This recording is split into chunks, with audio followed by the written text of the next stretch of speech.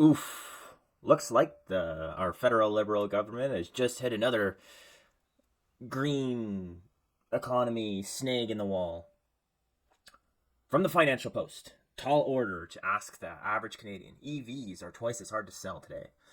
Yes, they are, especially after that 2 weeks of minus 30 to 40-degree weather we had. Tell us, Financial Post, why EV cars suck in Canada. Let's get straight into this. I'm wondering what they're going to say. So, automakers continue to delay their electric vehicle plans and report lower than expecting sales. Crazy. Canada's goal of ensuring that at least 20% of new vehicles sold by 2026 are electric seem to be in jeopardy. Yeah, well, when you can't afford a vehicle that's $20,000 more than a gas vehicle, I think you're not going to choose the electric vehicle, especially when the electric vehicle doesn't work when it's super, super cold and when you need it to work. And even if it does work, the battery lasts only half as long, or is at least diminished from what it should be. Ford Motor Co. last week said they delayed their EV production back 2 years to take advantage of new technology in batteries from 2025 to 2027. So they just stated pretty much that they want to wait for this new battery technology so their vehicles will be better in the future and they'll be more, I guess, productive and hopefully charge better too. Because I hear that charging one of these vehicles takes like an hour. That's nuts. I don't know if that's true, but I heard. Why is demand slowing? The number of zero-emission vehicles has been increasing, according to the new vehicle registrations in Canada. In 2023, zero-emission vehicles accounted for 10.8% of all registrations, according to StatsCan, nearly a 50% increase from 2022, and 114.6% increase compared to 2021. However, the pace of sales has been cut in half. First quarter of 2023, it took 22 days to sell an EV car, but 42 days for a gas-powered vehicle. And today, it takes 55 days to sell an electric vehicle and 51 days to sell a gasoline car. Yeah. So, when it first came out, it was new and shiny and, this thing's gonna, all hyped up, this thing's gonna work awesome. Then, yeah, after winter, it was like, yeah, these things suck. I never want an EV vehicle. Please no. Bring me my gas vehicle back. The gap has narrowed dramatically, is what they say. Pretty much that's what they're saying right here, that it's the newest and coolest technology. That's why it exploded at the start. The market now seems to be looking for more general buyers at a mass level, which has proven to be difficult for several reasons, including high prices and poor performance. See? Poor performance. If they were high prices but they were really good cars, then there wouldn't be a problem. There would still be people who go out and buy it because there's incentives still from the government. I think it's like $5,000 if you buy a EV vehicle. But at least from the ones I saw, if you buy an EV vehicle for over a certain amount, like if it's an extremely expensive vehicle, you don't get that rebate. It's like, okay. So, prices are inflating up. So if that law doesn't increase the price, then we're all hooped.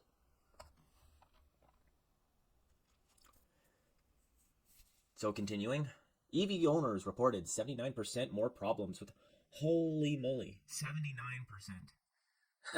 That's not a little number. With their powertrains over the past 3 years, the owners of gas-powered vehicles, according to the Consumer Reports' latest annual car reliability survey. And they state the reason here is because legacy automakers are new to EVs, and companies that know a lot about batteries and are technology companies, they're new to making vehicles. So yeah, it's a little screwed up. Another major issue is the lack of charging stations. And this just here is when you you realize that the government didn't know what the heck it was doing. So they say now you are going after customers who only have one vehicle. They use this vehicle for all of their needs and perhaps have a significant driving distance to cover. Um, Said Brian Kingston, chief executive, Canadian Vehicle Manufacturers. That customer is harder to bring to electric because they look out right now and they ask, where is the charging infrastructure? Apparently, the Canadian government wants to build 432,000 charging stations across Canada by 2035. And like it says right here, that's 100 new public chargers every day. It takes us like 3 months to build half a house. I mean, how's this gonna work, right? As a person who used to be an electrician, I can right now tell you that like none of these politicians have ever worked as a tradesman or out in the field. Just to lay the ground cables for this would take a ton of time. To and then you have to find the sheer amount of cables for it and copper and like build all of these charging stations. I don't know. Have the manpower to do that.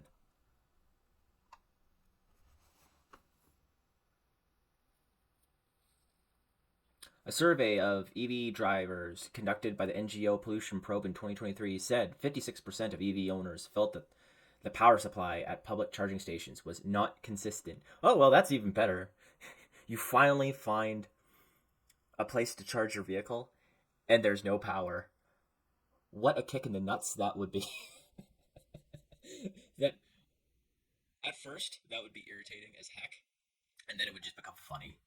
And the other thing is, places I've seen, you get to a place with a charging station, and the cables going from like the discharger to the actual station, they're cut off. Like homeless people cut the cords off to sell it for copper. So you're gonna have to create these chargers in a way that you can hook them up without them being able to be snipped off somehow. And I don't know. It would have to be like pretty hard BX going to that handle. So here they talk about the cost. So while charging is an issue, data also suggests that Canadians are more concerned about prices. On average, an EV costs about $15,000 more than a gas-powered car.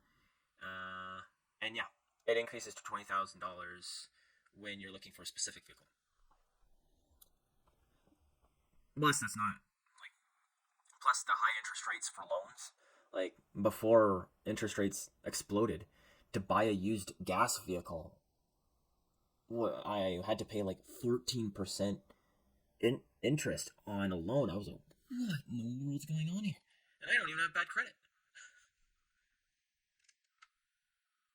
So I can't imagine what it's like now. It's probably nuts. The future for EVs. They say, despite the slowing demand, industry insiders are confident that no. It's not going to grow. It might grow a little bit, but it's not. Canada's too cold. We don't have the infrastructure for it. Maybe we will one day, but even so, unless like it batteries get more reliable and don't freeze at minus 30 and don't deplete in negative weather, it's not going to fly because they're just too unreliable, and nobody wants to get stuck in the middle of the highway in a blizzard when it's minus 30, minus 25. So they say the recent cutbacks from automakers send an obvious message to the government that isn't well understood to the government. Automakers react to the market's needs, so enforcing mandates by 2035 won't work unless the government provides incentives. Which is true. Like the government can say all it wants, that it wants like 20% cars made EV, like newly made vehicles to be EVs. Oh, shit. The government can say all it wants that 20% of cars have to be EVs all it wants, but if nobody's going to buy them, automakers aren't going to build them. So, I mean, maybe they'll make like, what are those? The electric bikes. Yeah. 80% of them will be gas cars, and then 20% of them can be electric bikes that go fast enough that they can be considered an automobile. There you go. I've solved the problem right there. And if you want to solve my problem of not being at 100 subscribers, it would be really awesome if you could subscribe below. Thank you. Continuing. Kingston was worried that so the automakers are worried that an extremely popular program which refunds $5,000 from the federal government to the consumer will run out, because in Quebec, is what it says down here, is it had a similar program, but Quebec's saying that it's stopping it in 2027. So yeah, especially, I mean, think about it this way: if you're making more and more cars and people are buying more and more of them, that's like a bunch of money. Like, that's a lot of money you're gonna have to reimburse people. Now, if you took $5,000 off their taxes, I think it would be pretty nice. With these factors in mind, the Canadian Vehicles Manufacturers Association wrote to Finance Minister Christopher Freeland and urged the federal government to announce stronger support for EVs in an upcoming budget. They would like increasing incentives to $10,000. Yes, because we have the money for that now, don't we? It's not like we're incredibly in debt and our infrastructure is crumbling and our healthcare can't support itself. But, let's double the amount of incentive for useless EV vehicles. Who knows? Our government's just so smart, they just might do it. This ambitious target is not achievable with the current supports available to Canadians, the automakers say. Technology is another issue that could play a role. EVs have made large strides in the past 5 years as far as efficiency is concerned, but consumers still seem to face a range of anxiety and are concerned about the impact of Canada's cold weather on these vehicles.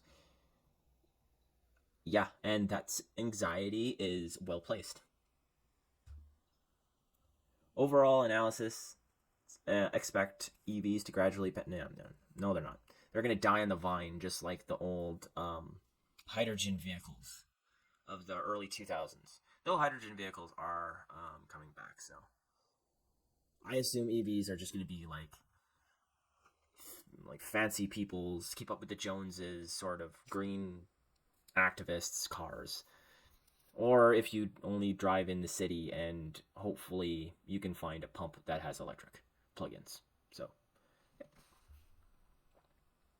Anywho, that's about it for our electric vehicle update of the day. If you like this, then hopefully you can comment that you liked it below. What do you think about EV vehicles? Do you think they'll go far in Canada? Do you think they'll survive, or are they more of like a kind of a Midwest American warm weather California thing? And yeah, like and subscribe below, and have a good rest of your day.